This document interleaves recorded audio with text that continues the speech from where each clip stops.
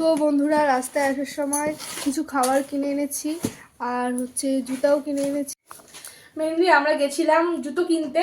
তো দেখতেই পাচ্ছ আমি এই এসেছি যে আমার নিজের মানে উপরের ড্রেসটা শুধু চেঞ্জ করেছি, নিচের প্যান্ট কিছু চেঞ্জ করা হয়নি এখনো।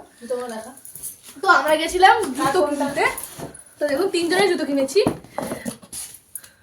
দেখুন এটা হচ্ছে যে ওর জুতো, যেহেতু স্কুল আমার মেজো বোনের জুতো, দুষ্টুর জুতো। আর এই জুতোটা ও কিনেছে নিজে পছন্দ করে, যেহেতু স্কুল পরে টরে যাবে তার জন্য এরকম একটা সিম্পল জুতো কিনেছে, ঠিক আছে। আর এটা আমার ছোট বোন মিষ্টির জুতো। তো ওরা একই কালার, আমাদের তিনজনের একই কালারের নেওয়া হয়েছে। ওটাও খুব খারাপ নয়, ভালোই হয়েছে। দেখতেই পাচ্ছেন যেহেতু স্কুল টুর পরে যাওয়ার জন্য সিম্পলের ওপরে। আর এটা হচ্ছে যে আমার জুতো, আমিও স্কুল টুর পরে যাওয়ার জন্য একটা সিম্পলের ওপরে জুতো নিয়েছি, বা মানে স্কুল পরে যাওয়া ভালো লাগছে, কোন জুতোটা ভালো লাগছে কমেন্ট করে জানাবেন। আর তার সাথে আসার সময় আমরা নিয়ে এসেছি পিৎজা।